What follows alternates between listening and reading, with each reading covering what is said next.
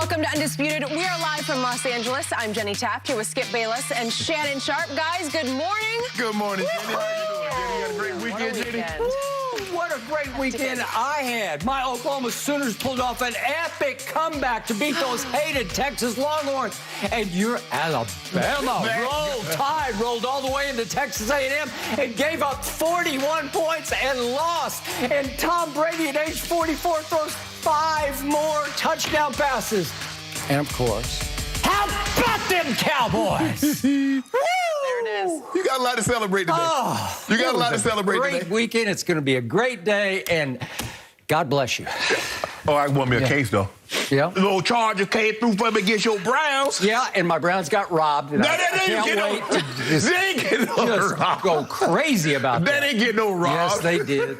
It's hard to even think of everything you just listed, Skip. We have so much to get to on this show, a packed Undisputed, but we will begin, guys, by addressing what is happening with the Raiders and with head coach John Gruden. Here is the latest. The Raiders fell to the Bears 20-9 yesterday, but really all eyes were on John Gruden after a 10-year-old email resurfaced over the weekend that included a perceived racial comment. So Gruden addressed the issue with his team before the game and discussed it again with the media afterwards. Take a listen for yourself. I'm not going to answer all these questions today. I think I've addressed it already. I can't remember a lot of the things that transpired 10 or 12 years ago, but I stand here in front of everybody apologizing. I know I'm not, I don't have an ounce of racism in me. I'm a guy that takes pride in leading people together, and I'll continue to do that for the rest of my life.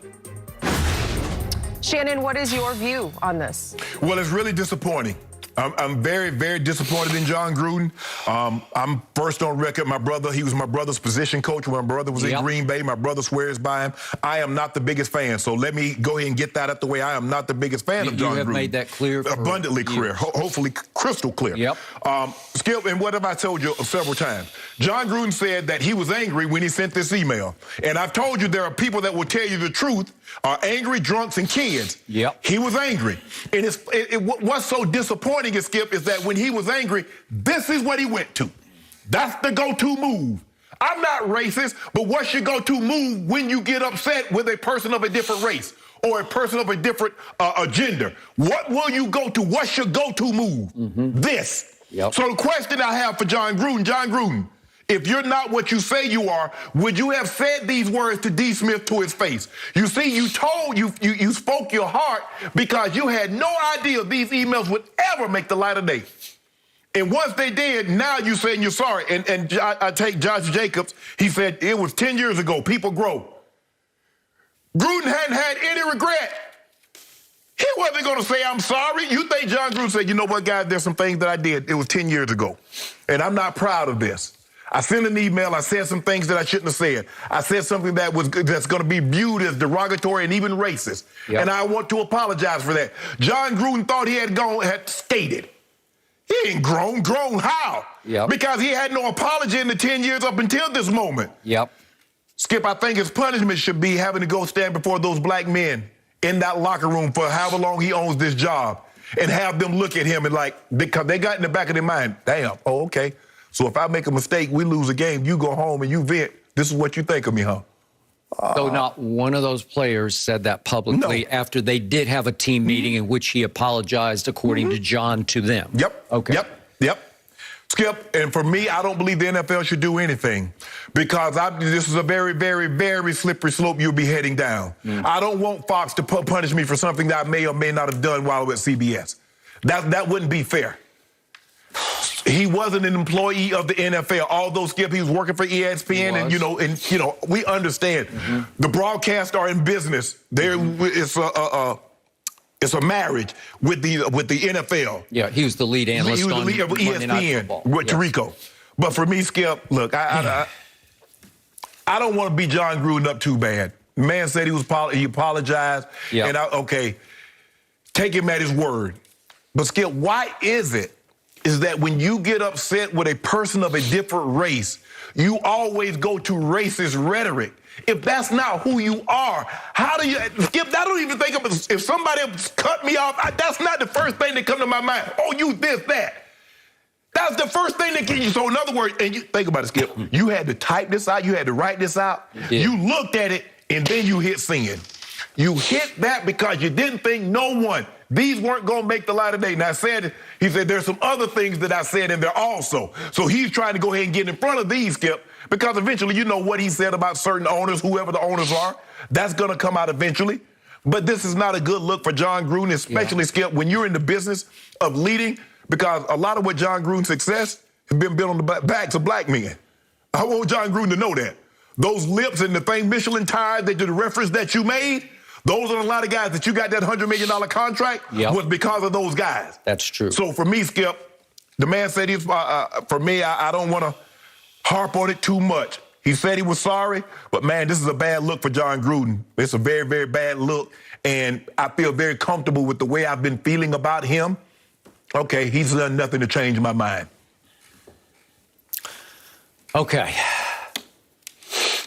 Unlike you, I do like John Gruden in the times I've interacted with John Gruden. I've told you before, I got to know him in my days at ESPN, and he's fun to be around because he tells great stories and he's great to talk ball with. He can really, really talk ball. Right.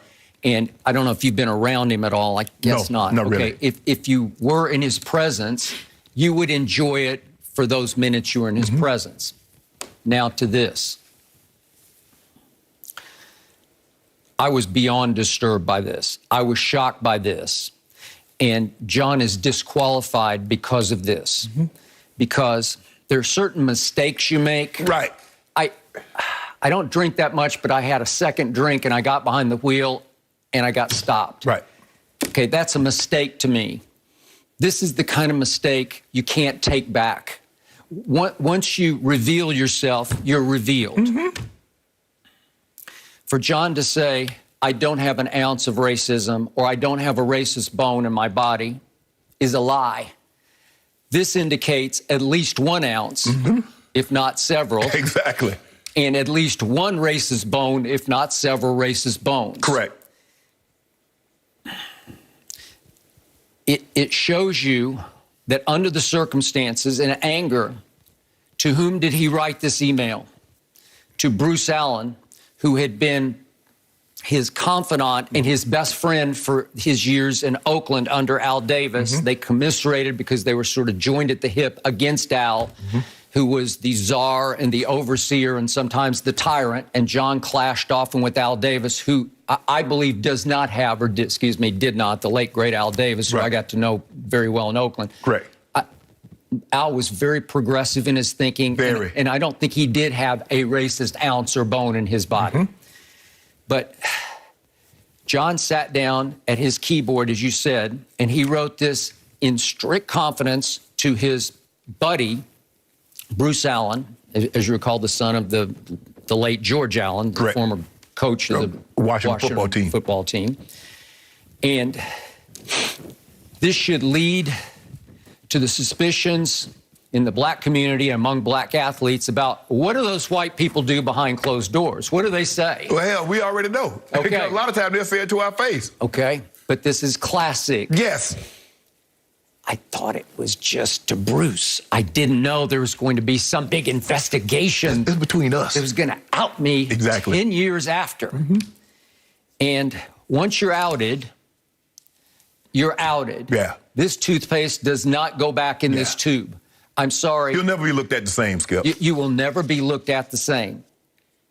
And I know that's harsh, and I'm not trying to contribute to what is now called cancel culture. No. This is just one of those things where you just can't take this one back. Right. You can't apologize out of it. You could own it, which he did not do. Right. And I want to refer a couple of times here to a column in USA Today by our friend Jared Bell, who is the longtime veteran, great African-American columnist for the sports section of USA Today. And he is all but laughing at John's explanation to ESPN that he was actually referring to dismiss like rubber lips, as in he was a liar. That's the expression, says John, that I use for people who are liars. He has lips. What was it? I can't even say it. I can't even say it. But okay. But he's trying to say that's my expression for people I believe are untruthful. No, that's untruthful. Thank you. I'm not going to let you have that Thank you. Skippy, you remember all the caricatures? And the caricatures, when they had the animation on television, what did they have? Huge